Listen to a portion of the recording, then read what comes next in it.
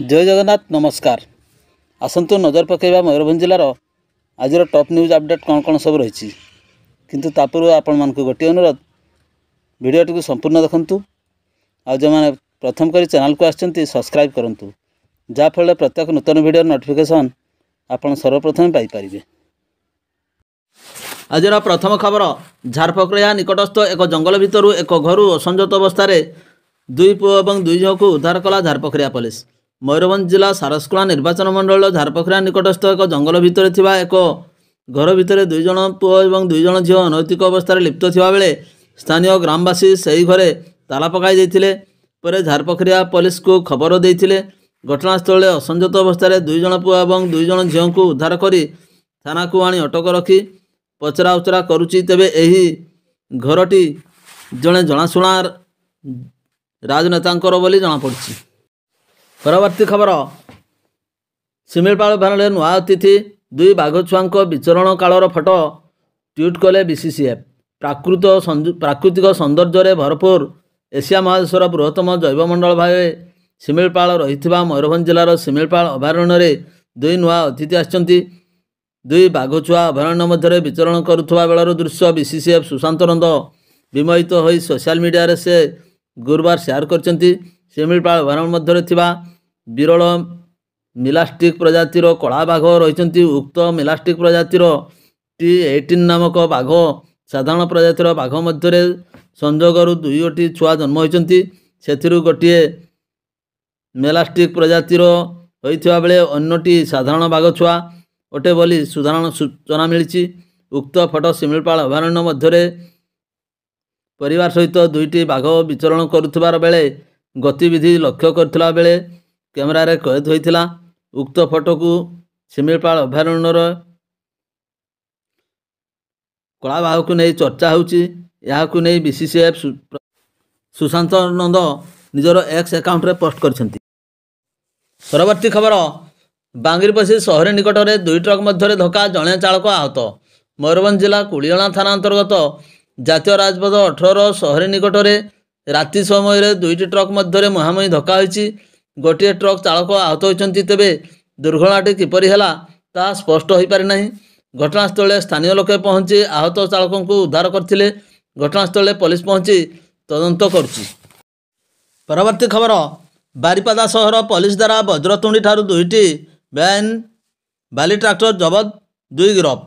सूचना अनुसार गुरुवार दिन बारिपदा सदर पुलिस पक्षरु एक टीम बारिपदा सदर थाना अंतर्गत तथा सामाखुना ब्लॉकर वज्रतुंडी ठारू दुईटी बेआईन भावे चालाण करुवा बाली ट्रैक्टर को जबत कर सूचना मिली। तेबे एही घटना दुई जन अभियुक्त को बारिपदा सदर थाना पुलिस गिरफ करथिबा बेले केस नंबर 10/24 रे मामला रुजु करी अधिक तदंत करुवा जना जायछि। परवर्ती खबर सर अंचल एटीएम लुट घटना रे व्यवहृत गाड़ी खुंटा थाना राणीबंध गंगाहार नदी बाउंसपाल उपर जबत खसीगले 5 रु अधिक अभियुक्त। सूचना जोग्य राति सर निर्वाचन मंडल दुई गोटी एटीएम रे लुट होइतिबा बेले गोपबंधु नगर ब्लॉक अंतर्गत राणीबंध गंगाहार नदी निकट में गाड़ी बाउंसपाल फसी जाइतिला। एही अंतराज्य लुटेरा माने सर अंचल लुट करिथिबा बेले खसी पळेयाबेकु चेष्टा करी बाट बोली बाउंसपाल उपरे गाड़ी चढ़ाई नैथिले। फल गाड़ीटी सेटारे फसी जिबारु से माने छाड़ी गाड़ीटी को छाड़ी 5 दुर्वृत्त खसी जाइछन्ति। या सहित एही लुटेरांक अन्य एक दल मध्य एक बोलेरो गाड़ी रे मध्य रहिथिबा बेले गतकाली राति रे पुलिस उभय गाड़ी को पिछा करथिला बेले लुटेरा माने पुलिस को चकमा देई खसी पळाई जाइछन्ति। लुटेरा माने व्यवहार करथिबा गाड़ीटी झारखंड राज्य अंचल रहिथिबारु लुटेरा माने अंतराज्य लुटेरा होइथिबा पुलिस अनुमान करछि। खुंटा पुलिस गाड़ी को जबत करी थाना को आनी अधिक तदंत जारी रखी। परवर्ती खबर उदला पथरकटा अंचल उदला पुलिस पक्षरु बेआईन पथर बोझे ट्रक जबत ड्राइवर गिरफ। मयूरभंज जिलार उदला थाना कुशुलदा फांडी अंचल उदला पुलिस पक्षरु एक बेआईन पथर बोझे ट्रक जबत करा जायछि। उदला पुलिस कुशुलदा फांडी अंतर्गत पथरकटा अंचल पेट्रोलिंग करथुवा समय एक बेआईन पथर बोझे ट्रक देखि अटकाइबा पई चेष्टा करथिबारु गाड़ी ड्राइवर एवं हेल्पर गाड़ी को छाड़ी दौड़ पलैवा चेष्टा करुवा बेले ड्राइवर को काबू करछि पुलिस। तेबे ଗାଡ଼ି ସହ ଅଭିଯୁକ୍ତକୁ ଜବତ କରି ଥାନାକୁ ଆଣି ଅଧିକ ତଦନ୍ତ ଜାରି ରଖିଛି ପୋଲିସ। ପରବର୍ତ୍ତୀ ଖବର 18 ନମ୍ବର ଜାତୀୟ ରାଜପଥ ପଦ୍ମନାଭପୁର ଛକରେ ଗୁରୁବାର ରାତି କଣ୍ଟେନର ଏବଂ ଛେଳି ବୋଝେଇ କ୍ୟାମ୍ପର ମଧ୍ୟରେ ଦୁର୍ଘଟଣା ଘଟିଥିବା ବେଳେ ରାସ୍ତା ଉପରେ କଣ୍ଟେନରଟି ଓଲଟି ପଡ଼ିବାରୁ ଯାତାୟାତ ଦୀର୍ଘ ସମୟ ଧରି ବାଧାପ୍ରାପ୍ତ ହୋଇଛି। ହସ୍ତଗତ ସୂଚନା ମୁତାବକ କଟକରୁ ଜାମଶେଦପୁର ଯାଉଥିବା NL01D8699 ନମ୍ବର ବିଶିଷ୍ଟ କଣ୍ଟେନର ସହିତ ପଦ୍ମନାଭପୁର ଛକରେ OD 02CL 0324 ନମ୍ବର ବିଶିଷ୍ଟ ଛେଳି ବୋଝେଇ କ୍ୟାମ୍ପର ସହିତ ଧକ୍କା ହୋଇଥିଲା। ଦୁର୍ଘଟଣାରେ କ୍ୟାମ୍ପରର ସମ୍ମୁଖ ଭାଗ କ୍ଷତିଗ୍ରସ୍ତ ହୋଇଥିବା ବେଳେ କଣ୍ଟେନରଟି ଭାରସାମ୍ୟ ହରାଇ 18 ନମ୍ବର ଜାତୀୟ ରାଜପଥ ଉପରେ ଓଲଟି ପଡ଼ିବାରୁ ଦୀର୍ଘ ସମୟ ଧରି ଗୋଟିଏ ପାର୍ଶ୍ୱରେ ଯାତାୟାତ ବାଧାପ୍ରାପ୍ତ ହୋଇଛି। ଏପଟେ ବୈଶିଙ୍ଗା ପୋଲିସ ଘଟଣାସ୍ଥଳରେ ପହଞ୍ଚି କ୍ରେନ୍ ସହାୟତାରେ କଣ୍ଟେନର ଏବଂ ଛେଳି ବୋଝେଇ କ୍ୟାମ୍ପରକୁ ଉଦ୍ଧାର କରି ଥାନାକୁ ନେବା ପରେ ଯାତାୟାତ ସ୍ୱାଭାବିକ ହୋଇଥିଲା।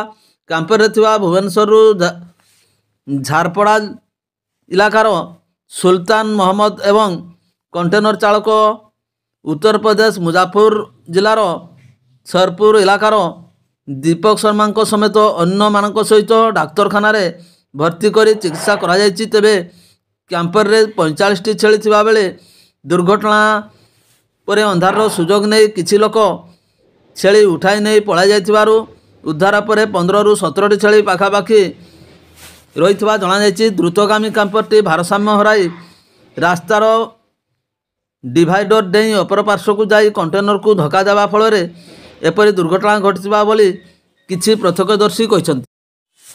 ପରବର୍ତ୍ତୀ ଖବର କରଞ୍ଜିଆର ଗଣପର୍ବ ମକର ପାଇଁ ହାଟ ବଜାର ଚଳଚଞ୍ଚଳ ହେଉଥିବା ବେଳେ ଏହାର ସୁଯୋଗ ଲୁଟେରାମାନେ ଗୁରୁବାର ଏକ ବାଇକ୍ରୁ ଡିକି ତାଡ଼ି 1 ଲକ୍ଷ ଟଙ୍କା ଲୁଟ୍ କରି ଫେରାର ହୋଇଯାଇଥିବା ଜଣାପଡ଼ିଛି।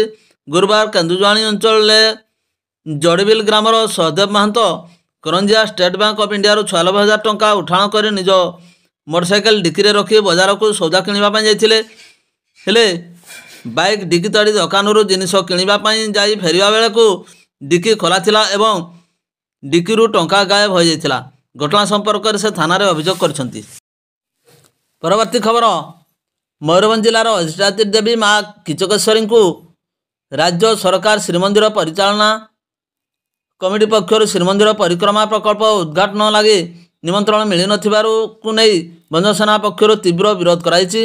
ଶ୍ରୀମନ୍ଦିର ପରିଚାଳନା କମିଟି ପକ୍ଷରୁ ରାଜ୍ୟର ସମସ୍ତ ଜିଲ୍ଲାରେ ଥିବା ପ୍ରମୁଖ ଦେବଦେବୀମାନଙ୍କର ମନ୍ଦିର ପରିଚାଳନା କମିଟିକୁ ନିମନ୍ତ୍ରଣ କରାଯାଇଥିବା ବେଳେ ବୃହତ୍ ମୟୂରଭଞ୍ଜ ଜିଲ୍ଲାର ଆରାଧ୍ୟ ଦେବୀ ମା କିଚକେଶ୍ୱରୀ ଦେବୀଙ୍କୁ ନିମନ୍ତ୍ରଣ ନ ମିଳିବା ମାଙ୍କ ପ୍ରତି ଅପମାନ ବୋଲି ଭଞ୍ଜସେନା ଅଭିଯୋଗ କରିଛି। ପରିଚାଳନା କମିଟି ଦେବୋତ୍ତର ବିଭାଗ ଅଧୀନରେ ଥାଇ ସୁଦ୍ଧା ନିମନ୍ତ୍ରଣ ମିଳିନଥିବା ନେଇ ଖିଚିଂ ମନ୍ଦିର ପରିଚା ନିକଟରେ ପ୍ରକାଶ କରିଛନ୍ତି। ପରବର୍ତ୍ତୀ ଖବର ବାଇକ୍ ଚାଳକ ଧକ୍କାରେ ଜଣେ ପଥଚରା ସମେତ 3 ଜଣ ଆହତ ହୋଇଛନ୍ତି। ଦୁର୍ଘଟଣାଟି ଝାରପୋଖରିଆ ଥାନା ଅନ୍ତର୍ଗତ ଟାୱାର ଢାବା ନିକଟରେ 39 ନମ୍ବର ଜାତୀୟ ରାଜପଥ ଘଟିଛି। କେନ୍ଦୁମୁଣ୍ଡି ଅଞ୍ଚଳର ବୃଦ୍ଧ ଗୋପୀ ମହାନ୍ତ ବୟସ 65 ବର୍ଷ ରାସ୍ତା ପାର ହେଉଥିବା ବେଳେ ଏକ ରେସିଂ ବାଇକ୍ରେ କେନ୍ଦୁଝର ଅଞ୍ଚଳର ରାକେଶ ସାହୁ ଓ ସିନି ପୁଷ୍ଟିଙ୍କ ସହ ତାଙ୍କର ଧକ୍କା ହୋଇଥିଲା। ବାଇକ୍ ଚାଳକ ସମେତ ପଥଚରା ଜଣକ ରାସ୍ତାରେ ଛିଟିକି ପଡ଼ିଥିଲେ।